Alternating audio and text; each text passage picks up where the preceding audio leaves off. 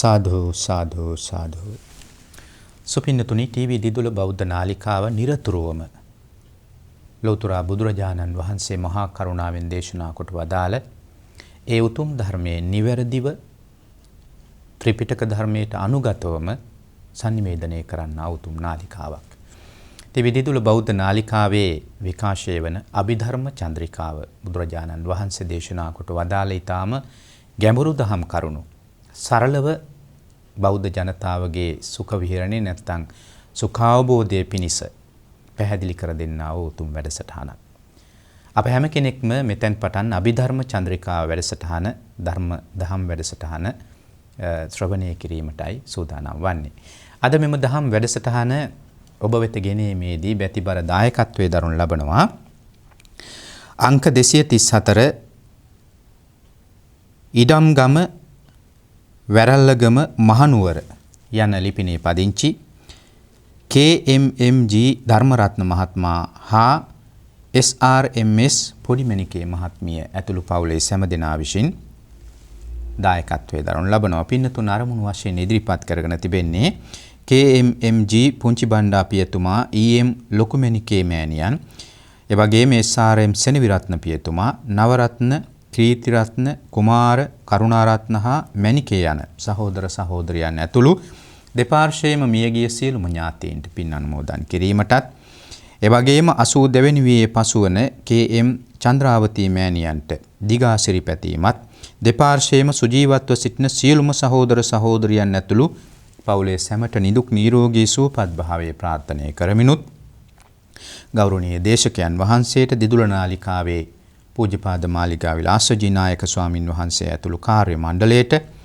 එවැගේම මෙම ධර්ම දේශනාව ශ්‍රවණය කරන සැමට සිත සාන්තිය නිදුක් නිරෝගී සුවපත් භාවයේ ලැබේවායි ප්‍රාර්ථනා කිරීම, රට දැය වෙනුවෙන් දීපිදුවා වූ රණවිරුවන්ට පින් අනුමෝදන් කිරීම, කොරෝනා වසංගතයෙන් පීඩාවට ලක්ව සිටින ලක්වැසි ලෝවැසි සෑම දෙනාටම නිරෝගී සුවය සහ වසංගත රෝගීතා ඉක්මනින් ලොවෙන් තුරන් වී සැමට සිත සාන්තිය සැලසේවායි ප්‍රාර්ථනා කිරීම, ත්‍රිවිධ හමුදාවේ පොලිස් දෙපාර්තමේන්තුවේ සෞඛ්‍ය අංශවල සෑම දිනාටම සෙත් ප්‍රාර්ථනා කිරීම යන මේ උතුම් පැතුම් ඇතිවයි මෙම දහම් වැඩසටහනට දායකත්වයේ දරනු ලබන්නේ. එසේනම් සුපින්නතුනි, මේ සියලුම ප්‍රාර්ථනාවන් එලෙස මීටු වේවා යන ප්‍රාර්ථනාවේ අදිෂ්ඨානය ඇතිව අප සෑම කෙනෙක්ම මෙතෙන් පටන් අභිධර්ම චන්ද්‍රිකාව දහම් වැඩසටහන ශ්‍රවණය කරමු. නමෝ තස්ස භගවතු අරහතෝ සම්මා සම්බුද්දස්ස. නමෝ තස්ස භගවතු අරහතෝ සම්මා සම්බුද්දස්ස. නමෝ තස්ස භගවතු අරහතෝ සම්මා සම්බුද්දස්ස. කරුණා සීතල හදයන් පඤ්ඤා පජ්ජෝත විහෙත මෝහ තමං සනරාමර ලෝක ගරුං වන්දේ සුගතං ගති විමුක්තං. සාදු සාදු සාදු. පින්වත්නි, ලෞතර සම්මා සම්බුදුරජාණන් වහන්සේ වදාළ මහා කරුණාවෙන් දේශනා කොට වදාළ උතුම් අභිධර්මයෙන් බිඳක් අද දවසේදීත් ශ්‍රවණය කරගන්නයි සූදානමින් සිටින්නේ. කල්ප කෝටි ගණනකින්වත් නොලැබෙන උතුම් සී සද්ධර්මයයි අපිට අද ලැබිලා තියෙන්නේ. පෙර පින හින්දායි මේ උතුම් සී සද්ධර්මය ලැබුණේ. ලැබිච්ච වෙලාවේදී අපි අර මැණික් ගලක් පය සැපුණට කණෙක් ඇහිඳලා ගනීද කියලා කතාවක් තියෙන්නේ. ඒ වගේ පින්වතුනි, මේ ලෝකේ වටිනාම වස්තුව උතුම් සී සද්ධර්මයේ තියෙද්දී ප්‍රඥාවෙන් අන්ධ වූ කෙනා කොහොමනම් මේක තේරුම් ගන්නද? ප්‍රඥාව තියෙනව නම් ඒ කෙනායින් උපරිම ප්‍රයෝජනයක් ගන්නෝ. ඒ නිසා ඒ පිළිබඳව හොඳට හිතට ගන්න ඕන. මේ උතුම් සී සද්ධර්මයේ වටිනාකම තේරුම් අරගෙන අවබෝධයෙන් කටයුතු කරන කෙනෙක් බවට පත් වෙන්නට ඕන. තථාගතයන් වහන්සේගේ උතුම් දේශනාව කියන්නේ ලෝකේ ධර්මතාවය. මේ ඉගෙන ගන්නවා කියලා කියන්නේ තමන්ගේ සසර ගමන සුවපත් වෙනවාය කියන තේරුමයි. කවදාවත් වරදින්නේ නැහැ. මන්ද බුද්ධික වෙලා උපදින්නේ නැහැ. ಜಾති ಜಾතියින්හිදී ඔය උපපීඩක උපච්ඡේදක කර්ම වලට අහු වෙන්නේ නැතුව ගරුක වූ උතුම් කුසල කර්මයන් සිද්ධ කරගෙන සංසාර ගමන් කරන්නට ගෙවන්නට වාසනාව ලැබෙනවා. කවදා හෝ නමුත් භව ගමනින් එතරව ලබන ජාති ජරා මරණ ආදී දුක් රැස ඉක්මවා ලබන අජරාමරා මහ නිවන අවබෝධ කරගන්න හේතු වෙනවා. ඉතින් අපි ගිය වතාවේ කතා කළා. ගිය වතාවේ අපි 20 වෙනි පාඩමනේ කළේ. අද තියෙන්නේ 21 වෙනි පාඩම. එනම් මතකනේ මේ පින්වතුන්ට පිළිවෙලින් දැන් මේ පාඩම් මාලාව අභිධර්ම වැඩසටහන දිගට පින්වතුන් වෙනුවෙන් ඒ වගේම අපි මේ මහන්සි වෙලා මේ විදිහට සිද්ධ කරන්නේ කවුරු හෝ නුවණ තියෙන කෙනෙක් මේ ගැඹුරු ධර්මය විමසාවි කියන බලාපොරොත්තුවෙන්. ඉතින් ඒ නිසා විමසන්න ඕන. ඒ වගේම නැවත නැවත අභිධර්මයේ පිළිබඳ සාකච්ඡා කරන්න ඕන. අභිධර්මයේ තියෙන පොත් කරුණු ඒ පොත්වල තියෙන කරුණු නැවත නැවත පරිශීලනය කරමින් තමන්ගේ ධර්මඥානය දියුණු කරගන්න ඕන. බොහෝ දුරට භාවනා කරගන්න බැරි වුණත් තමන්ට මහා සුගතියක් ලැබෙන උතුම් ක්‍රමයක් තමයි මේ අභිධර්ම ඉගෙන ගැනීම කියලා කියන්නේ. ඒ නිසා ඒවා අපි දියුණු වන විදිහට වැඩ කටයුතු සිද්ධ කරගන්නට ඕන.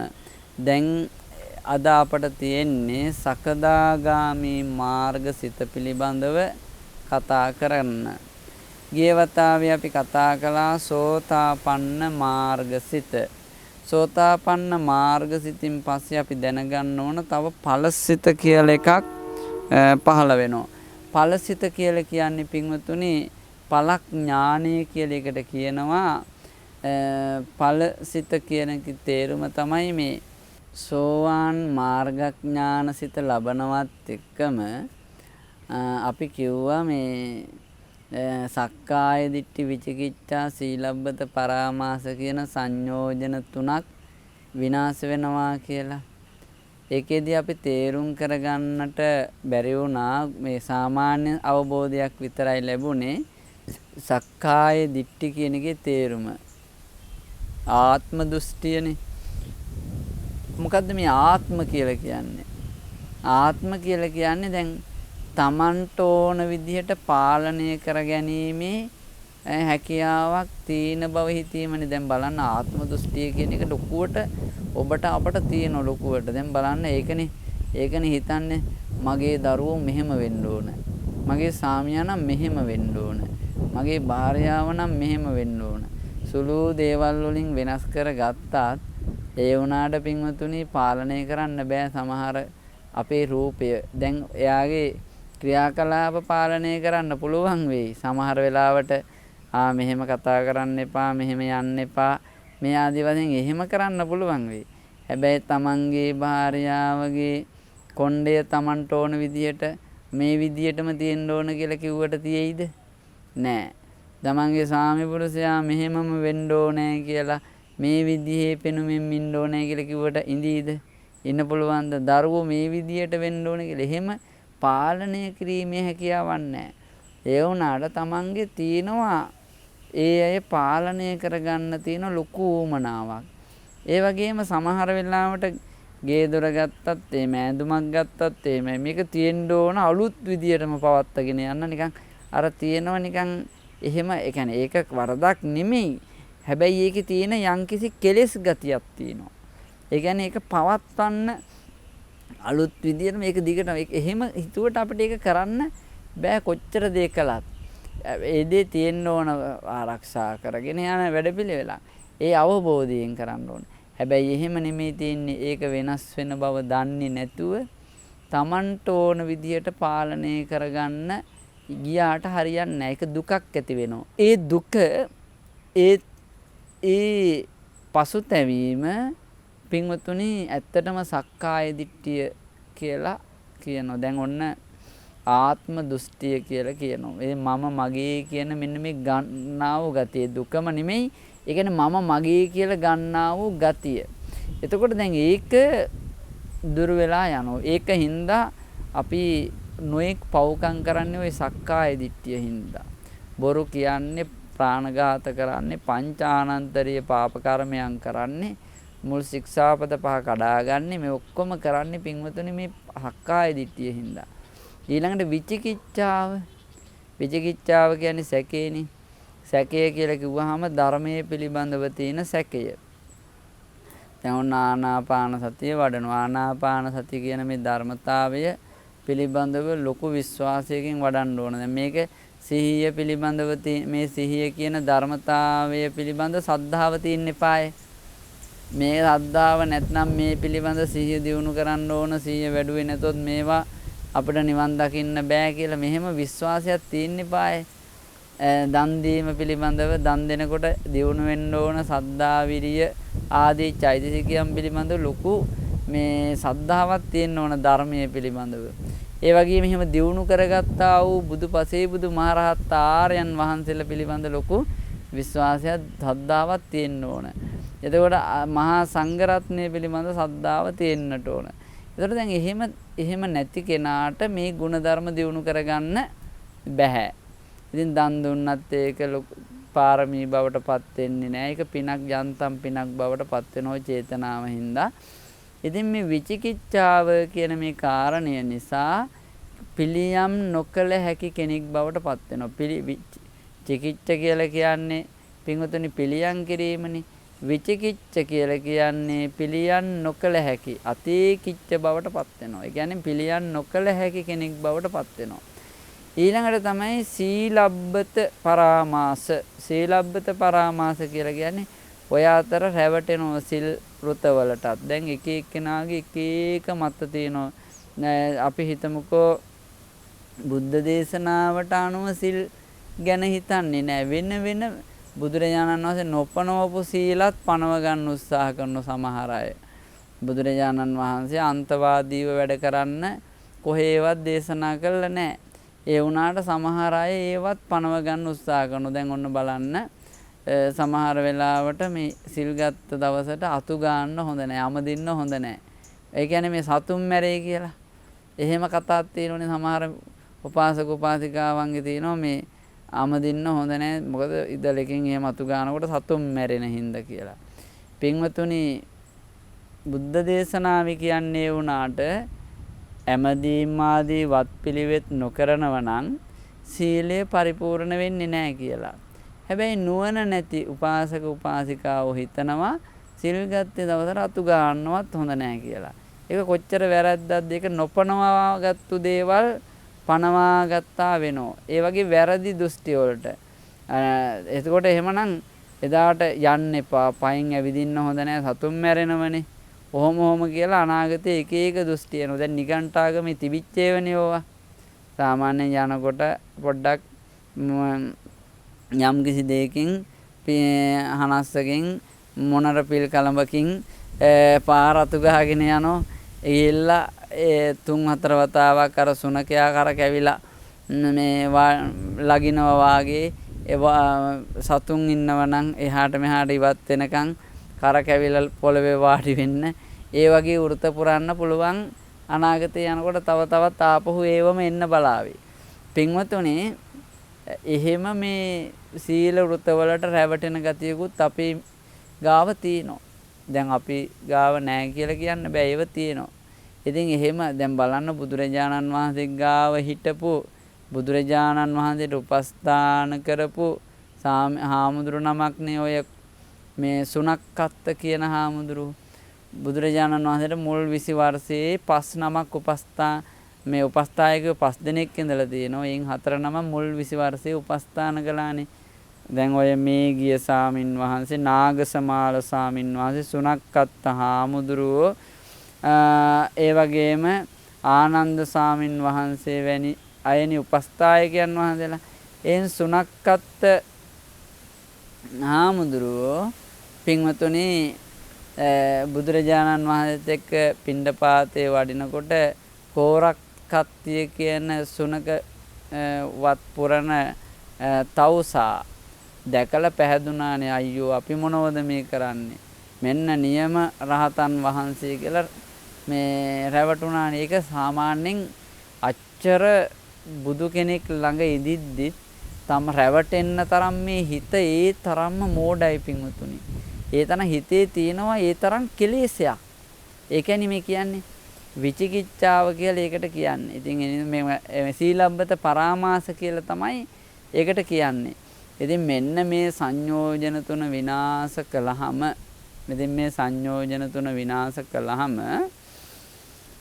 ඒ උත්තමයා සෝවාන් මාර්ග සිතටපත් වෙලා පලක් ඥානෙ ඇති කෙනෙක් බවට පත් වෙනවා.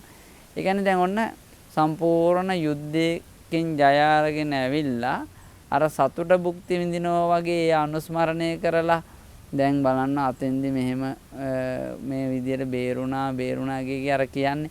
ඒතකොට ඒ වාගේ මේ සතුට අනුස්මරණය කරනවා වගේ ඒ නැති කරපු කෙලෙසුන් අරමුණු කරගෙන නැවත සිත් පහළ වෙනව නම් ඒ පහළ වෙන හැම සිතකටම කියන්නේ පලක් ඥාන සිතුවිලි කියලා, ඵල සිතුවිලි කියලා.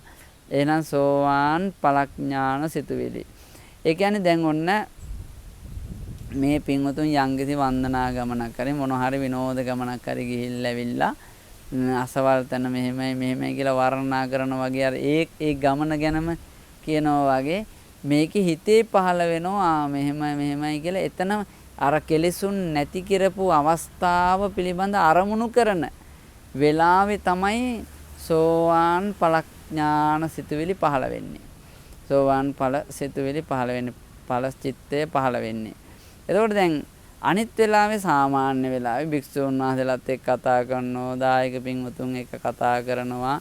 ඒ වගේම වෙනත් සීලාදී ඒ ඔක්කොම වෙන සිතුවිලි සිතනවා. ඒ ඔක්කොම ඵල සිතුවිලි වලට යන්නේ නැහැ. අර නිවන අර කෙලෙසුන් නැති කරපු අවස්ථාවේදී ඒ අවස්ථාව සුවිශේෂී අවස්ථාවක්. ඒ තරම් අවස්ථාවක් ජීවිතේ මොන තරම් අත්දැකීමකින් වත් නැහැනේ. ඒම අරමුණු කර නැවත වරින් වර උන්වහන්සේට සිත් පහළ වෙනවා නම් ඒ සිත් වලට මොන සිද්ද කියන්නේ? සෝවාන් ඵල සිත් කියලා ඒවට හඳුන්වනවා. එහෙනම් මතක තබා ගන්න එකම අවස්ථාවේදී මේ දෙකම කියලා දුන්නේ තේරුම් ගන්න පහසු වෙන්න වෙනම. තේ කියලා දුන්නාම ටිකක් අපහසු වෙන්න පුළුවන්නේ. ඒ නිසා මේ කුසල සිත් පිළිබඳව කියන ගමම්ම විපාක සිත් ටිකත් මේ ගමම්ම කියාගෙන යනවා. ඊළඟට තමයි පින්වතුනි දැන් ඔන්න සෝතාපන්න ආර්යයන් වහන්සේ. දැන් සකදාගාමි වෙන්න භාවනා වඩන්න එපායි නිකන් හිටියට බෑනේ. එතකොට ඇත්තටම සෝතාපන්න ආර්යයන් වහන්සේ සකදාගාමි වෙන්න කරන භාවනාව මොකද්ද කියලා වො මොකද්ද මේ පින්වතුන් කියන්නේ? පින්වතුනි ඒ කරන්න තියෙන්නේ අර ටිකම තමයි. මොකද්ද? පංචස්කන්ධ විදර්ශනාව. පංචස්කන්ධ විදර්ශනාව කරනකොට තමයි මේ මොනවද පංචස්කන්ධය කියන්නේ? රූප, වේදනා, සංඥා, සංකාර, විඥාන. මේකේ අනිත්‍ය දුක්ඛ අනාත්ම ත්‍රිලක්ෂණයට නංවන එකනේ කරන්නේ මම අර කියලා දුන්නේ ගිය සාකච්ඡාවේදී. එතකොට පින්වතුනි ඒ 20 වෙනි සාකච්ඡාවේදී අපි කියලා දුන්නා. හොඳට මතක තියාගන්න. ඒකේදී දැන් මේ ඒ අනිත්‍ය වඩන හැටි කියලා දුන්නා. ඒ වාගේ ඒ ටික වඩා ඉන්න එක තමයි තියෙන්නේ. එතකොට පින ඉන්ද්‍රිය ධර්මයන් මොහ කරා යනකොට ඔන්න ආපහු සකදාගාමි මාර්ගසිත පහළ වෙනවා. සකදාගාමි මාර්ගසිත පහළ වෙනවයි කියලා කියන්නේ හරියට නිවන පිළිබඳව පින්වතුනි චන්ද්‍රාලෝකයෙන් මේ පහන් ආලෝකයෙන් බලනවා වගේ වැඩක්. ඒ කියන්නේ දැන් ඔන්න අර රම් වාජනයක් අතේ තියාගෙන ඉන්න කෙනෙකු පහන් එළියෙන් රම් වාජනේ පේනවා නම් ඒකේ තියෙන මේ පුංචි කැටයම් මේ ආදී පොඩි දේවලු පේන්න ගන්නවනේ. ඒ වගේ මෙයාට නිවන දකින්න ලැබෙනවා. හරියට රත්තරන් වාජනයක් පහන් ආලෝකයෙන් බලනවා වගේ එහෙම ආලෝකයක් පේනව නෙමෙයි. පින්වතුනි වරදවා ගන්න එපා. මේ වෙලාවේදී කාමරාග පටික කියන සංයෝජන දෙක තුනී භාවයට පත් වෙනවා. තුනී කියන එක කියන්නේ නැති වෙලාම යන්නේ අඩු වෙලා යනවා. දැන් වෙනද සෝතාපන්න ආර්යයන් වහන්සේට තරහ එනෝ කාමරාගේනෝ එහෙම ගති තියෙනවා. හැබැයි අපිට වගේ ටිකක් අර ක්‍රියාත්මක වෙන ගතිය අඩු වුණාට උන්වහන්සේටත් තියෙනවනේ. ඒක වෙනද වගේ ඇති වෙන්නේ නැති ගානට මට දැන් හුඟ දවසකින් තරහ ගියේ නෑ අර වගේ කියන ගානට තුනී වෙනවා. කාමරාගය වුණත් එහෙමයි. ඒ විදියට තුනී භාවයටපත් වෙනවා. තනු භාවය කියලා එකට කියන්නේ පාලියෙන් තුනී භාවයටපත් වෙනවා. ඒක තමයි කියන්නේ තුනී කරනවා කියලා කියන්නේ කලාතුරකින් හට ගන්න තත්ත්වයට. හටගත්තත් තියෙන්නේ එහෙම්ම නිවිල යන ගානටපත් වෙනවා. එතකොට ඒ අවස්ථාවට කියන්නේ සකදාගාමි මාර්ගසිත කියලා. සකදාගාමි මාර්ගසිතටපත් වුණු ගමන්ම එකවරයිනිපත් වෙන්නේ මාර්ගසිත කියන්නේ. ඒක චිත්ත වීතිපාදයේදී හොඳට ඉගෙන ගන්න පුළුවන්. ඊළඟට තියෙන්නේ පලඥානසිත තමයි වරින් වර පහළ වෙන්නේ. එතකොට දැන් මේ සකදාගාමි ආර්යයන් වහන්සේ එක වතාවයි නැවත උප්පත්තිය කරා පැමිණෙන්නේ. මේ මනුස්ස ලෝකයට එනවනම් එක වතාවයි එන්නේ. සකින් ආගාමි එක වතාවක් එනවා කියන අර්ථයෙන් තමයි පින්වතුනි සකදාගාමි කියලා කියන්නේ. සකින් කියන්නේ එක වතාවක්. ආගාමි කියලා කියන්නේ පැමිණෙනවා. සකින් ආගාමි සකදාගාමි කියලා පදේ හැදෙනවා. එතකොට මේකේදී පින්වතුනි එක වතාවක් එන්න හේතුව තමයි තාම තියෙනවා කාමරාගයයි පටිගයයි දෙක. කාම ලෝකයට එක වතාවයි එන්නේ. ඒ කියන්නේ කාම ලෝකයේ උප්පත්තිය කරා එන්නේ එක වතාවයි. දිව්‍ය ලෝකේ හරි මනුස්ස ලෝකේ. මේ මනුස්ස ලෝකෙට එක වතාවක් ඇවිල්ලා ඊළඟට පිරිනිවන් පාන උත්තමයට කියනවා සකදාගාමි කියලා. දැන් ඔන්න සකදාගාමි ආර්යයන් වහන්සේගේ භව ගමන ගත්තොත් උන්වහන්සේ බොහොම කෙටි කාලයකින් ඉතා ඉක්මනින්ම සංසාර දුක නැති කරගන්නවා. එක වතාවක් මේ භවයට ඇවිල්ලා පිරිනිවන් පාන්න පුළුවන්. එක වතාවක් විතරයි. නැත්නම් උඩදිම ඒ කියන්නේ ධ්‍යාන වඩලා තිබුණා නම් බ්‍රහ්ම ලෝකේ උප්පත්තිය ලබනවනේ. ඒ කියන්නේ අරූපාවචර ධ්‍යාන ලැබලා තිබුණා නම් අරූපාවචර ලෝකේ උප්පත්තිය ලබනවා. දැන් සෝතාපන්න ආර්යයන් වහන්සේ අරූපාවචර ධ්‍යාන ලැබලා තිබුණා නම් පින්වතුනි සෝතාපන්න ආර්යයන් වහන්සේ උප්පත්තිය ලබනවා අරූපාවචර ලෝකේ. ඒ රූපය නැහැ, හිත විතරයි තියෙන්නේ. එතකොට ඒ උත්තමයට පුළුවන්කම තියෙනවා ඉතිරි ටික සකදාගාමි වෙන්න, අනාගාමි වෙන්න, අරිහත් වෙන්න. හැබැයි සෝතාපන්න වෙන්න බෑ අරූපාවචර ලෝකේ. ඒ මොකද හේතුව බණ අහන්න බැරි නිසා. සෝතාපන්න වෙන්න අංග 4ක් තියෙනවනේ. ඒ කියන්නේ මොනවද? සද්ධර්ම ශ්‍රවණය, යෝනිසෝ මනසිකාරය, ධර්මානුධර්ම ප්‍රතිපත්තිය, කල්යාණ මිත්‍ර සේවනය කියලා. සද්ධර්ම ශ්‍රවණයට තව වචනයක් කියනවා පරතෝ ගෝස ප්‍රත්‍ය කියලා. අනුන්ගෙන් අහන්න ඕන. එතකොට දැන් මේකේදී මේ සකදාගාමි වුණාට පස්සේ අරූපාවචර ලෝකේ ඉපදුනොත් එහිදිම පිරිනිවන් පාන්න පුළුවන්කමක් තියෙනවා. එතකොට දැන් බඹලෝ ඉපදුනොත් ඒත් එහෙමයි. පින්වතුනි එහෙම අවස්ථා තියෙනවා. නමුත් වරක් මේ මනුස්ස ලෝකයට, කාම ලෝකයට එන්න පුළුවන් නිසා සකදාගාමි කියන වචනේ භාවිතා කරනවා. එතකොට එහෙමනම් සකදාගාමි මාර්ගසිතයි ඵලසිතයි මතක තබා ගන්න. එතකොට ඊළඟට තමයි අනාගාමි මාර්ගසිත ඵලසිත. අනාගාමි මාර්ගසිත කියලා කියන්නේ මොකද්ද? අනාගාමි මාර්ගසිත කියලා කියන්නේ ඔන්න දැන් සකදාගාමි වෙච්ච ආර්යයන් වහන්සේ නැවතත් භාවනා කරනවා. මොකද්ද භාවනාව කරන්නේ? අන්න අර විදර්ශනාවමයි. පංචස්කන්ධ විදර්ශනාවමයි. වෙනම භාවනාවක් නැහැ. දැන් මේ සකදාගාමි උත්තමයෙක්. ඒ නිසා මේ ලොකු භාවනාවක් කරන්න තියෙනවා කියලා එහෙම එකක් නැහැ. ඒ තියෙන්නේත් අන්න අර පංචස්කන්ධ විදර්ශනාවමයි. ඒ දේ කරගෙන යනකොට මෙන්න අනාගාමී මාර්ගඵලයටපත් වෙනවා. ඒකේ තේරුම තමයි කාමරාග පටිග කියන මහ භයානක සංයෝජන දෙකත් අර තුනී කරපු සකදාගාමී මාර්ගයෙන් තුනී කරපු ඒ සංයෝජන දෙකත් සම්පූර්ණයෙන්ම පින්වතුනි ප්‍රහාණය කරනවා. ප්‍රහාණය කළාට පස්සේ ඒ උත්තමයාට නැවත මෙහිට එන්නේ නැහැ. නැවත මෙහාට එන්නේ නැහැ කියන අර්ථයෙන් තමයි අනාගාමී කියලා කියන්නේ. න ආගාමි අනාගාමි. නැවත එන්නේ නැහැ මෙහාට. කොහෙද එහෙනම් උප්පත්තිය ලබන්නේ? සුද්ධාවාස බඹලොව. සුද්ධාවාස බඹලොව කීයක් තියෙනවද? 5ක් තියෙනවා. අවිහ කියලා පළවෙනි එක මොකද්ද? අවිහ. දෙවෙනි එක තමයි අතප්ප කියන බඹලොව. තුන්වෙනි එක තමයි සුදස්ස කියන බඹලොව. හතරවෙනි එක තමයි සුදස්සි කියන බඹලොව. පස්වෙනි එක තමයි අකනිටාව කියලා ওই විදිහට හඳුන්වන්නේ. අවිහ, අතප්ප, සුදස්ස, සුදස්සි, අකනිට්ට. මෙන්න මේ බ්‍රහ්ම ලෝක පහින් එහි උප්පත්තිය ලබනවා. දැන් ඔන්න බ්‍රහ්ම ලෝක ඇයි එතකොට පහින් ඇයි එකක උප්පත්තිය ලබන්න බැරි කියලා මේ පින්වතුන්ට ප්‍රශ්නයක් වෙන්න පුළුවන්.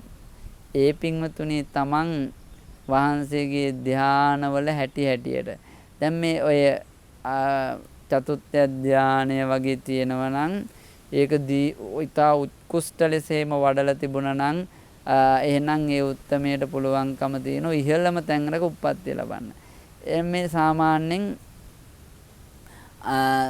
චතුත්ථ ධානය ලැබුව විතරයි ඉතිරි විදර්ශනා භාවනා එහෙම සිද්ධ කරලා අනාගාමී මාර්ගඵලය ලබා ගත්තා.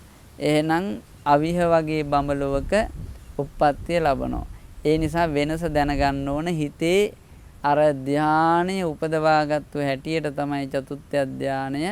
ඒ චතුත්ථ ධානය නෝපදවා අපි හිතමුකෝ අනාගාමී උනායි කියලා විදර්ශනා භාවනාවෙන් විතරක් සමත භාවනාව කරලා තිබුණයි කියමුකෝ. ප්‍රථම ධාන, ဒုတိ ය ධාන, තතිය ධානය ලබාගෙන තිනවා. චතුත්ථ ධානය ලබාගෙන නැහැ කියලා කියමුකෝ. ඒත් පින්වතුනි චතුත්ථ ධාන මානසිකත්වය තමයි අනාගාමී වෙච්ච ආර්යයන් වහන්සේට තියෙන්නේ. ඒ නිසා උන්වහන්සේ උප්පත්තිය ලැබුණ බ්‍රහ්ම පාරිසජ්ජ මේ අවිහ කියන බඹතලයේ උප්පත්තිය ලැබනවා. ඉතින් ඒ විදිහට දැන් අනාගාමී කියලා කිව්වහම අනාගාමී ආර්යයන් වහන්සේ අවිහෙහි ඉපදුනා නම් සමහරට තව පාරමී පිරෙන්න තියෙනව නම් තව කාලය යන්න තියෙනව නම් අතප්පයට ගමන් කරනවා. සමහරට අතප්පේදී පිරිනිවන් පෑවේ නැතොත් සුදස්සයට යනවා. සුදස්සේ පිරිනිවන් පෑවේ නැතොත් සුදස්සියට යනවා. සුදස්සියේ පිරිනිවන් පෑවේ නැතොත් උද්දංසෝතෝ අකනිට්ඨගාමී කියන අකනිටාව දක්වා යනවා. අකනිටාවේදී අනිවාර්යයෙන්ම පිරිනිවන් පානවා. නැවත දිව්‍ය ලෝක 6න් එහෙකටවත් මනුස්ස ලෝකෙටවත් රූපාවචර බ්‍රහ්ම ලෝක බ්‍රහ්ම පාරිසජ්ජ බ්‍රහ්ම පුරෝහිත මහා බ්‍රහ්ම පරිත්ත සුභ අප්පමාන සුභ සුභකින්නක පරිත්තාව අප්පමානා බාබස්සර කියන මේ ලෝක කිසි එහෙක උප්පත්තිය ලබන්නේ නැහැ. එහෙනම් අකනිටාව දක්වා අවිහි ඉඳලා යනව ගිහිල්ලා පිරිනිවන් පානවා. ඒ උත්තමයන්ට කියනවා උද්දංසෝතෝ අකනිට්ඨගාමී කියලා. අන්න එබඳු වූ ආර්යයන් වහන්සේලාට කියනවා. ලෞතර බුද්ධ දේශනාව බුද්ධ ශාසනය මහා පුදුමයි, හිතා ගන්නවත් බෑ. මේ පුජ්‍යලයන් පිළිබඳව බුදු වැසින් හැරෙන්න කොහොම දේශනා කරන්නද? පින්වතුනි දැන් ඔන්න දැන් අනාගාමී ආර්යයන් වහන්සේ අනාගාමී වෙච්ච උත්තමයා මාර්ගඥානය ලැබපු උත්තමයා ඊළඟට හට ඵලක් ඥානය අන්න අර විදියට ලැබෙනවා. ඒ කියන්නේ දැන් අර කාමරාග පටිග කියන සංයෝජනන් නැති වුණාට පස්සේ ඒ නැති කරපු අවස්ථාව අනුස්මරණය කරමින් නැති වෙච්ච කෙලෙසුන් ගැන අනුස්මරණය කරමින් නැවත නැවත සිත් පහළ වෙනවද? ඒ පහළ වෙන සිත් හැම සිතකටම කියනවා මොකද්ද? අනාගාමී පලඥානය කියලා. අනාගාමී පලඥානය. ඉතින් බලන්න කොච්චර වටිනවද අනාගාමී වීම කියන්නේ. ගිහි ජීවිතයේ ලබා ගන්න තියෙන ඉහළම මාර්ගඵලය. අර විසාක සිටුතුමා ධම්මදින්නා භික්ෂුණිය කියන මේ දෙපළ බලන ආශ්චර්යමත් දෙපළන් එයින් විසාක සිටුතුමා අනාගාමී වෙලා හිටියේ. හත්ත කාලවක කුමාරයා අනාගාමී උපාසක මහත්තයෙක්. බලන්න හිතා ගන්නවද? මච්චිකාසණ්ඩ නගර වාසී චිත්‍ර ගෘහපතිතුමා අනාගාමී උපාසක මහත්තයෙක්. එහෙනම් පින්වතුනි මේ ගිහි ජීවිතය ගත කරගෙන ලබන්න තියෙන ඉහළම මාර්ගඵලය. දැන් ගිහි ජීවිතයක් ගත කරගෙන සාමාන්‍යයෙන් අරිහත්ත්වයටපත් වුණොත් දින 7ක් ඇතුළත පිරිනිවන් පානවා කියලා එහෙම ධර්මතාවයකුත් තියෙනෝනේ. සමහර අය කියනවා මේ ඒ දින 7 නෙවෙයි එක දවසෙම පිරිනිවන් පාන්න වෙනවා පැවිදි නොවුනොත් කියලා. ඒක වැරදි කතාවක්. දින 7ක් පින්වතුනි කාලය තියෙනවා. 7 දවසක් ඇතුළතදී අනිවාර්යයෙන්ම පැවිදි වෙන්න ඕන. පැවිදි වෙලා හිටියොත් ජීවිතේ පවතින්න පුළුවන්. මොකද හේතුව අල්ලන්න තැනක් නැහැ. ඒ රහතන් වහන්සේට කාම ලෝකේ අල්ලන්න තැනක් නැහැ. ශාසන අනුග්‍රහයක් වශයෙන් පින්වතුනි පැවිදි වෙන්නේ. පැවිදි ජීවිතය ගත කරලා බුද්ධ ශාසනය නගා සිටවන්න භික්ෂූන් වහන්සේලාට ධර්ම විනය කියලා දීම් වශයෙන් උදව් උපකාර කිරීමට විතරයි උන්වහන්සේ වැඩ සිටින්නේ. සමහරට නිකරුණේ වැඩ ඉන්න රහතන් වහන්සේ නමක් වේවා බණ කියන්නේ නැතුව අනුන්ට සේවය නොකොට වැඩ ඉන්න රහතන් වහන්සේ කියමුකෝ. ඒ වැඩ ඉන්නේ ලෞතර බුද්ධ ශාසනයට අනුග්‍රහයක් වශයෙන් දෙවියන් සහිත ලෝකයාට පින් කරගන්න අවස්ථාවක් සපයා දීමක්. එහෙම නැතුව ආසාවට වැඩ ඉන්න ගමනක් නෙමෙයි. එතකොට දැන් මෙන්න මේ සකදාගාමි අනාගාමි ආර්යයන් වහන්සේලා දැන් අපි ආර්යයන් වහන්සේලා කී නමක් ගැන කිව්වද? 6 නමක් ගැන කිව්වා. කවුද? සෝතාපන්න මාර්ගඥානාර්යයන් වහන්සේ, පලඥානාර්යයන් වහන්සේ, සකදාගාමි මාර්ගඥානාර්යයන් වහන්සේ, පලඥානාර්යයන් වහන්සේ, අනාගාමි මාර්ගඥානාර්යයන් වහන්සේ, පලඥාන ආර්යයන් වහන්සේ. දැන් අපිට කතා කරන්න තියෙන්නේ අරහත් මාර්ගඥානාර්යයන් වහන්සේ, පලඥානාර්යයන් වහන්සේ කියලා. මේ සංසාර ගමනේ ඔබ අප හැම දෙනාම ඉවරයක් නැති ගමනක ගමන් කරගෙන ආවා. මේකේ මුලක් නැහැ. නැවත නැවත දුක් විඳ විඳ මහ රෝදයක් කරකැවෙනවා වගේ අර ඒ රෝදේ මුල හොයන්න බෑ වගේ ඉපදුනා මැරුණා. ඉපදින හින්දා මැරුණද, මැරුණ හින්දා ඉපදුනාද එහෙම කියලා කියන්න බෑ. ඉපදීම මැරීම, ජාති ජරා මරණ, ජාති ජරා මරණ මේක අඛණ්ඩවම සිද්ධ වෙනවා. දැන් ඇටේ නිසා ගහ හැදුනද, ගහ හින්දා ඇටේ හැදුනද කියලා මේ හොයන්න බෑ වගේ තමයි මේකේ මුලින්ම ඇති උනේ ඇටයක්ද, අඹ ඇටයක්ද, එකෝ අඹ ගහද. මේක ඉතින් ගහ ඇති වෙන්න නම් බීජයක් ඕන, බීජය ඇති වෙන්න නම් ගහක් ඕන කියලා කාටද මේකේ මුලක් හොයන්න පුළුවන්? පින්වතුන්ට කිව්වොත්, අපි කිව්වොත් ඔය අඹ ගහේ මුල හොයලා දෙන්න කියලා. කියන්නේ ආරම්භක අවස්ථාව. ඇටේ හින්දා ගහ ඇති වුණාද, ගහ හින්දා ඇටේ ඇති වුණාද මේක තීරණය කරන්න බෑනේ. ඒ වගේ තමයි මේ ඉපදුන හින්දා මැරුණද, කියන්නේ මරණයටපත් වෙන හින්දා ඉපදුනාද, ජාති ජරා මරණ හින්දා නැවත පුනර්භවයක් ඇති වුණාද මේක කාටවත් තීරණය කරන්න පුළුවන් කමක් නෑ. මේකේ නිමාවක් නෑ. ඒ සංසාර ගමනේ පින්වතුනි නිමාවක් නොදක මෙච්චර කාලයක් ආවා. ඉතින් එහෙමනම් නිමාවක් දකින්න ලැබෙන එකම අවස්ථාව තමයි අරිහත් මාර්ගඥානසිත. තාම තියෙන රහත් වෙනකන් අනාගාමි ආර්යයන් වහන්සේටත් සංයෝජන 5ක්. ඒ මොකද්ද? රූප රාගය කියලා අනාගාමී වුණත් සුද්ධාවාස බඹලොව හරි උපදින්න යම්කිසි කැමැත්තක් තියෙන්න එපා, ආසාවක්. ඒ ආසාව තියෙනවා. දිව්‍ය ලෝකයට කැමති නැති වුණාට, පහළ බ්‍රහ්ම ලෝකවලට කැමති නැති වුණාට, මනුස්ස ලෝකයට කැමති නැති වුණාට පින්වතුනි තාම තියෙනවා අවිහාතප්ප සුදස්ස සුදස්සි අකනිට්ට කියන බ්‍රහ්ම ලෝකයන්හි උප්පත්තිය ලබන්න තියෙන කැමැත්ත. ඒ නිසා රූප රාග කියන මේ වචනේ භාවිතා කරනවා. අරූප රාග කියලා කියන්නේ ආකාසානං ඡායතන විඥානං ඡායතන ආකින්චඤ්ඤායතන නේව සංඥා නා සංඥායතන කියන ලෝකයන්ගේ උප්පත්තිය ලබන්න තියෙන කැමැත්ත තියෙනවා. ඊළඟට තමයි පින්වතුනි මාන්නය. මාන්නය කියන්නේ මැනීමනේ. කියන්නේ මම උසස් කෙනෙක් ආදී වශයෙන් මනින ගතියනේ. ඒකෙදී අපිට වගේ මම උගත් කෙනෙක් මම මෙහෙම කෙනෙක් මෙහෙම කියලා මනින ගතියක් නැති වුණාට සාමාන්‍ය යම් මට්ටමකින් මැනීම තියෙනවා අනාගාමී ආර්යයන් වහන්සේට. මාන්නය. උද්දච්ච කියලා කියන්නේ කලබල වෙන ගතිය. සිතේ සාමාන්‍යයෙන් කලබල වෙන ගතිය තාම අනාගාමී ආර්යයන් වහන්සේට තියෙනවා. ඊළඟට තමයි පින්වතුනි කාමරාග මේ උද්දච්ච කුක්කුච්ච. ඒ කියන්නේ රූප රාග, අරූප රාග, මාන, උද්දච්ච, අවිජ්ජා. කුක්කුච්ච නෙමෙයි අවිජ්ජා. අවිජ්ජා කියන මේ සංයමයේ කෙලෙසයක් තියෙනවා. අවිජ්ජා කියලා කියන්නේ මෝහයනේ. ඒ කියන්නේ රූප ලෝකවල උපදින්න තියෙන කැමැත්ත, අරූප ලෝකවල උපදින්න තියෙන කැමැත්ත. ඒ මෝහය කියන එක ඒ හින්දනේ තියෙන්නේ. තාම අංග සම්පූර්ණ නැහැනේ. අර නිවන අනාගාමී ආර්යයන් වහන්සේ දකින්නේ පින්වතුනි මේ හරි චන්ද්‍රාලෝකයෙන් රන් භාජනයක් බලනවා වගේ වැඩක්. දැන් පහන් එළියට වඩා චන්ද්‍රාලෝකයේ වැඩිනේ. එතකොට චන්ද්‍රාලෝකයෙන් රන් භාජනය දකින්න වගේනේ. දැන් රහතන් වහන්සේ කියන්නේ නිවන දකින්නවයි කියලා කියන්නේ සූර්යාලෝකයෙන් රත්තරන් භාජනය දකින්න වගේ. පින්වතුනි රහත් කියන එකේ තේරුම මොකද්ද?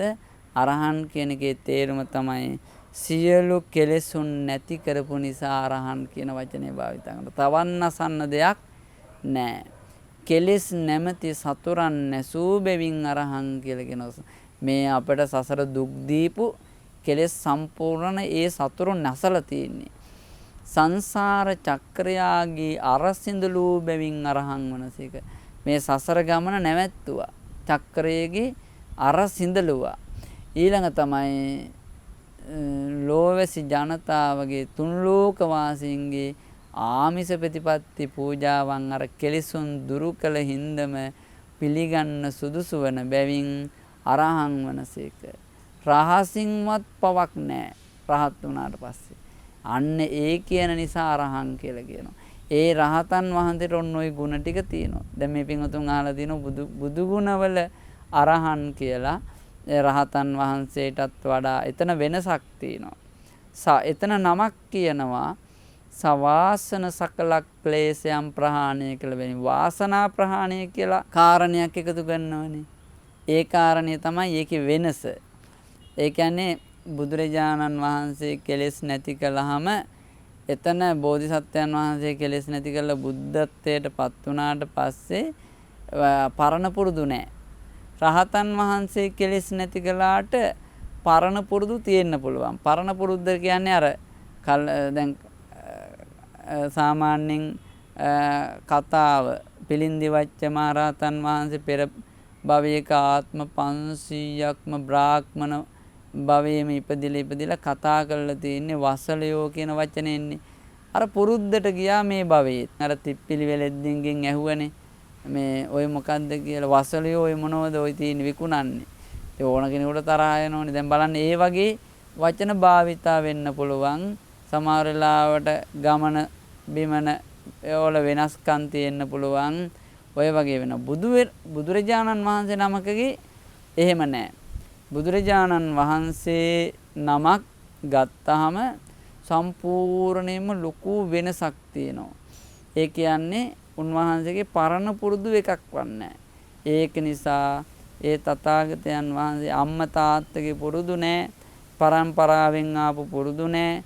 ගිහි ජීවිතේ ගත්ත පුරුදු නැහැ. ඒ ඔක්කොම නැති කරපු නිසා සවාසන සකල ක්ලේශයන් ප්‍රහාණය කළාය කියලා කියනවා. දැන් මෙතන එහෙම නැහැ. සියලු කෙලෙසුන් නැති කළ නිසා අරහං කියනවා. කෙලෙස් නැමැති සතුරන් නැසූ බැවින් අරහං කියනවා. සංසාර චක්‍රයාගේ අරසිඳලු බැවින් අරහං කියනවා. තුන්ලෝ වාසින්ගේ ආමිස ප්‍රතිපත්ති පූජාවන් පිළිගැනීමට සුදුසු බැවින් අරහන් කියනවා. රහසින්වත් පව් නොකරන බැවින් අරහන් කියනවා. ඒ තමයි රහතන් වහන්සේ. ඒ රහතන් වහන්සේ පින්වතුනි සම්පූර්ණයෙන්ම භව ගමන අවසන් කරලා. උන්වහන්සේ තරම් සැනසෙන උත්තමයෙක් තවත් නැහැ. උන්වහන්සේ තරම් නිවුණු උත්තමයෙක් තවත් නැහැ. ඒ රහතන් වහන්සේ අපේ ලෞතර බුද්ධ ශාසනයෙහි පින්වතුනි මහ පුදුම උත්තමයෝ හිටියා. අඤ්ඤා කොණ්ඩඤ්ඤ මහරහතන් වහන්සේගෙන් ආරම්භ වෙච්ච මේ ශාසනයේ රහතන් වහන්සේලම හිතා ගන්න බැරි අප්‍රමාණ පිරිසක් හිටියේ. එයින් 80 මහා ශ්‍රාවකයෝ කියලා මහරහතන් වහන්සේලා හිටියා. අග්‍ර ශ්‍රාවක රහතන් වහන්සේලා දෙනමක් හිටියා. ඒ වගේම 500ක් මහා රහතන් වහන්සේලා පංච මහා රහතන් වහන්සේලා වැඩ සිටියා. ඒ වගේම ලක්ෂ ගණන් මහා රහතන් වහන්සේලා වැඩ සිටියා. මේ විදිහට පින්වතුනි පුදුමාකාර ශාසනයක් මේක. ඒ රහතන් වහන්සේ නමකට සුළු දෙයක් පූජා කළත් ඒක මහත්ඵල මහත් ආනිසංස කරලා දෙන්න සමර්ථ වෙනවා. ඒ නිසා ඒ රහතන් වහන්සේ කියලා කියන්නේ මෙන්න මේ කියන මේ ගුණයන්ගෙන් සමන්නාගත උත්තමයන් වහන්සේ නමක්. උන්වහන්සේ සාමි කියන වචනය බුද්ධ ශාසනයේ භාවිතා කරනවා. හිමිකාරයෙක්. ඒ කියන්නේ සිව්පස පරිභෝජනයට, ඒ කියන්නේ චීවර, පිණ්ඩපාත, සේනාසන, ගිලන්පස මේ ආදී පරිභෝජනයට හිමිකාරයෙක් ස්වභාවයෙන්ම වෙනවා. මොකද උන්වහන්සේගේ හිතේ ලෝභ ආදී කෙලෙසුන් නැති නිසා. ඊළඟට බුදුරජාණන් වහන්සේටයි පසී බුදුරජාණන් වහන්සේටයි විතරයි දෙවෙනි වෙන්නේ. ඊළඟට තමයි පින්වතුනි දැන් මේ රහතන් වහන්සේගේ ඒ කෙලෙස් නැති වෙච්ච හිත අරමුණු කරගෙන නැවත නැවත සිත් පෙළක් පහළ වෙනව නම් ඒ තමයි අරහත් ඵලඥාන සිත් කියලා කියන්නේ. අරහත් ඵල සිත කියලා කියන්නේ. එහෙනම් අපි දැන් ඔන්න ලෝකෝත්තර සිත් 8ත් ওই විදියට ඉගෙන ගත්තා. දැන් එහෙනම් සිත් කීයක් ඉගෙනගෙන තියෙනවද? සිත් 89ක් ඉගෙනගෙන තියෙනවා. මොනවද මේ 89 කියලා අපි කතා කරමුද? සජ්ජායනා කරමුද බලන්න. එකින් එකට අපි සජ්ජායනා කරමු, මතක තියාගන්න. මේ පින්වතුන් මතකයෙන් හොඳට හිතට සජ්ජායනය කරගන්න. පළමුවෙන්ම අකුසල් සිත් 12. සෝමනස්ස සහගතං දිට්ඨිගත සම්පයුත්තං අසංකාරික චිත්තං සසංකාරික චිත්තං සෝමනස්ස සහගතං දිට්ඨිගත විප්පයුත්තං අසංකාරික චිත්තං සසංකාරික චිත්තං උපේක්ඛා සහගතං දිට්ඨිගත සම්පයුත්තං අසංකාරික චිත්තං සසංකාරික චිත්තං උපේක්ඛා සහගතං දිට්ඨිගත විප්පයුත්තං අසංකාරික චිත්තං සසංකාරික චිත්තං ඉමානි අට්ඨපි ලෝභ සහගත චිත්තානි නාම. මේ ලෝභ සහගත සිත් 8යි. ද්වේෂ සහගත සිත් 2ක් තියෙනවා. දෝමනස්ස සහගතං පටිඝ සම්පයුත්තං අසංකාරික චිත්තං සසංකාරික චිත්තං. මේ සිත් 2යි. එතකොට 10යි. ඊළඟට මෝහ සහගත සිත් 2ක් තියෙනවා. උපේක්ඛා සහගතං උද්ධච්ච සම්පයුත්ත චිත්තං උපේක්ඛා සහගතං විචිකිච්ඡා සම්පයුත්ත චිත්තං චේති ඉමානි දේපි මොමෝහ චිත්තානි නාම. මෙන්න මේ සිත් 2යි. එතකොට 12යි. මේ අකුසල් සිත් 12. ඊළඟට තමයි පින්වතුනි අහේතුක සිත් 18. උපේක්ඛා සහගතං චක්කු විඤ්ඤාණං තථා සෝත විඤ්ඤාණං ගහන විඤ්ඤාණං જીවහා විඤ්ඤාණං දුක්ඛ සහගතං කාය විඤ්ඤාණං උපේක්ඛා සහගතං සම්පටිච්ඡනං තථා සම්තිරණං චේති මානි සත්තපි අහේතුක අකුසල චිත්තා විපාක චිත්තානි නාම. දැන් ඔන්න ඒ සිත් 7 අහේතුක අකුසල විපාක සිත් 7යි.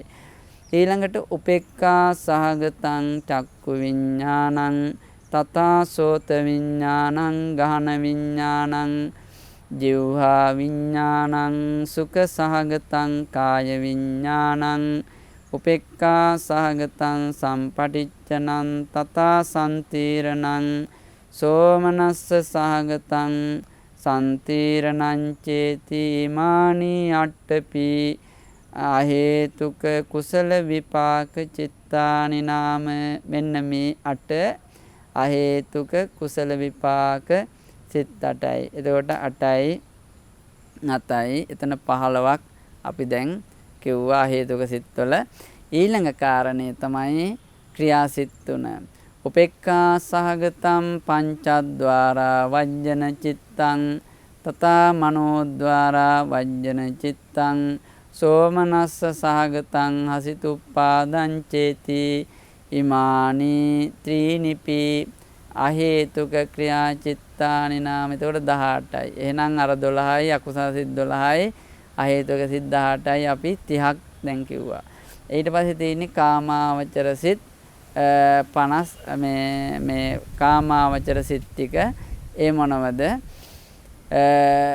කුසල සිත් ටික සෝමනස්ස සහගතං ඥාන සම්පයුත්තං අසංකාරික චිත්තං සසංකාරික චිත්තං සෝමනස්ස සහගතං ඥාන විප්පයුත්තං අසංකාරික චිත්තං සසංකාරික චිත්තං උපේක්ඛා සහගතං ඥාන සම්පයුත්තං අසංකාරික චිත්තං සසංකාරික චිත්තං උපේක්ඛා සහගතං ඥාන විප්පයුත්තං අසංකාරික චිත්තං සසංකාරික චිත්තං චේති ඉමානි අට්ඨපි සහේතුක කුසල විපාක චිත්තානි නාම. මෙන්න මේ කුසල් සිත් 8 කාමාවචර විපාක සිත් 8ක් තියෙනවා. සෝමනස්ස සහගතං ඥාන සම්පයුත්තං අසංකාරික විපාක චිත්තං සසංකාරික විපාක චිත්තං සෝමනස්ස සහගතං ඥාන විප්පයුත්තං අසංකාරික විපාක චිත්තං සසංකාරික විපාක චිත්තං උපේක්ඛා සහගතං ඥාන සම්පයුත්තං අසංකාරික විපාක චිත්තං සසංකාරික විපාක චිත්තං උපේක්ඛා සහගතං ඥාන විප්පයුත්තං අසංකාරික විපාක චිත්තං සසංකාරික විපාක චිත්තං. මේ විපාක සිත් 8. ඊළඟට ක්‍රියාසිත 8ක් තියෙනවා.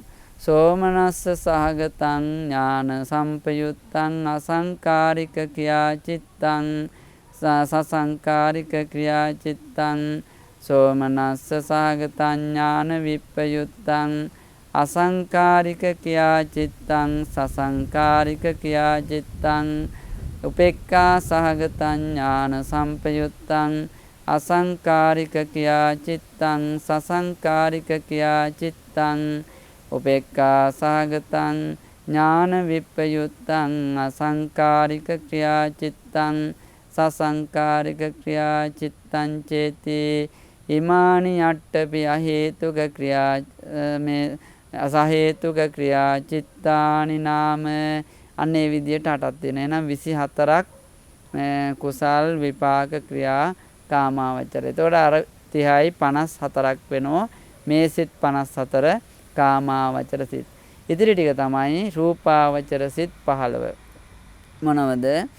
විතක්ක විචාර පීති සුඛ ඒකග්ගතා සහිතං පඨමඥාන කුසල චිත්තං විචාර පීති සුඛ ඒකග්ගතා සහිතං ဒ ුතියඥාන කුසල චිත්තං පීති සුඛ ඒකග්ගතා සහිතං තතියඥාන කුසල චිත්තං සුඛ ඒකග්ගතා සහිතං චතුත්ථඥාන කුසල චිත්තං උපේක්ඛේකග්ගතා සහිතං පංචමඥාන කුසල චිත්තං චේති ඉමානි පංචපි රූපාවචර කුසල චිත්තානි නාම.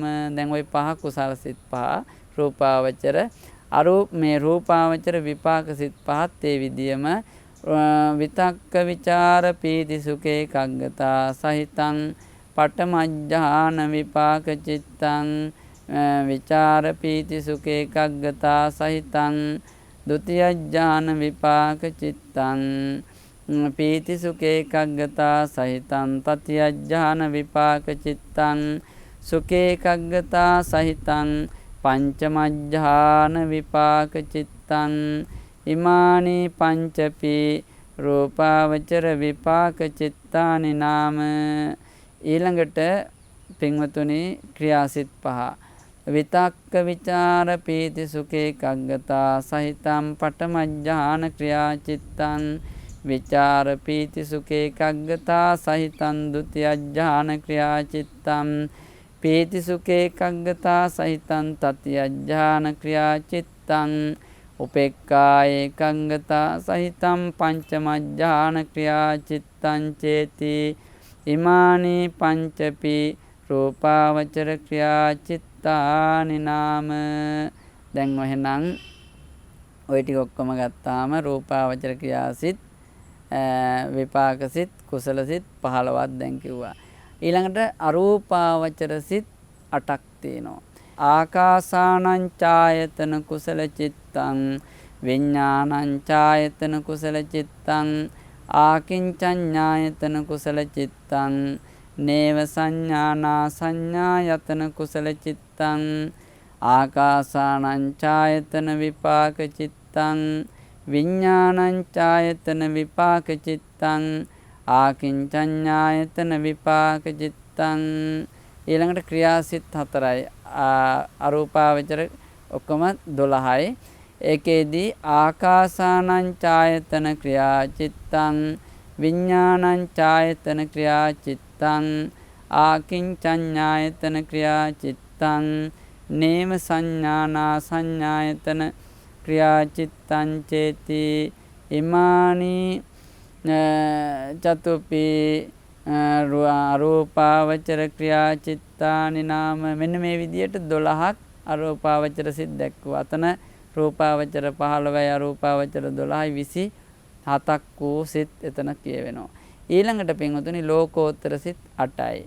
දැන් ඔය 71ක් මේ සිත් මේ වෙනකොට සජ්ජායනා කළා. ඊළඟ කාරණය තමයි මේ ලෝකෝත්තර සිත් 8 89 වෙන්නේ එතකොටයි. ඒ තමයි සෝතාපට්ටි මග්ග චිත්තං තථා ඵල මේ සකදාගාමි මග්ග චිත්තං අනාගාමි මග්ග චිත්තං අරහන්ත මග්ග චිත්තං චේති. ඉමානි චතුපි සෝතාපට්ටි මග්ග චිත්තානි නාම. ඊළඟට සෝතාපට්ටි ඵල චිත්තං සකදාගාමි ඵල චිත්තං අනාගාමි ඵල චිත්තං අරහන්ත ඵල චිත්තං කියලා ඔන්න ඔය විදියට 8 දක්වනවා. එහෙනම් 89ක් වූ සිත් අපි මේ සජ්ජායනා කළා. එහෙනම් ලබන වාරයට ලෝකෝත්තර සිත් 40ක් හැඳින්වෙන ආකාරය විස්තර කරන්න බලාපොරොත්තු වෙනවා. ඉතින් අද දවසේදී මේ වෙලාවේ බොහෝ වේලාවක් මුළුල්ලේ අභිධර්ම පිළිබඳව සජ්ජායනා කළා, කතා කළා, සිතින් විමසුවා. බොහෝ පින්කම් සිද්ධ කරගත්තා. මේ පින් බලයෙන් නිවන තෙක්ම හැම දිනාටම හැම යහපතක් සැපතක් දියුණුවක් සාන්තියක්ම සැලසේවා. නමින් මියගිය ඥාතීන්ටත් මේ පින් අත් වේවා අනුමෝදන් වෙත්වා. සියලු දෙවියෝත් මේ පින් අනුමෝදන් වෙත්වා. ටීවී දිදුල බෞද්ධ මාධ්‍ය ජාලයේ ගරු සභාපති අතිපූජනීය මාලිගාවිල අස්සජී මහා ස්වාමීන්ද්‍රයාණන් වහන්සේටත් කාර්ය මණ්ඩලයේ මහත්තුරු සියලු දෙනාටමත් සියලු යහපත සැනසෙල්ල උදාපත් වෙත්වා. ඒ වගේම දායකත්වයේ දරන වාසනාවන්ත පින්වත් හැමෝටමත් ඒ වගේම මේ ශ්‍රවණය කරන පින්වත් හැම දෙනාටමත් නිදුක් නිරෝගී සුව දීර්ඝායු සම්පන්නිය ලැබේවා. සියලු අපල උපද්‍රව දුරු වේවා. පෙර පින් මතු වේවා. හිතන පතන සියලු පැතුමන් ඉටු වේවා. සුවසේම පාරමී ගුණ දියුණු කරගෙන උතුම් චතුරාර්ය සත්‍ය ධර්මය අවබෝධ කරගන්නත් ලැබේවා කියලා ආශිර්වාද ප්‍රාර්ථනා කරනවා.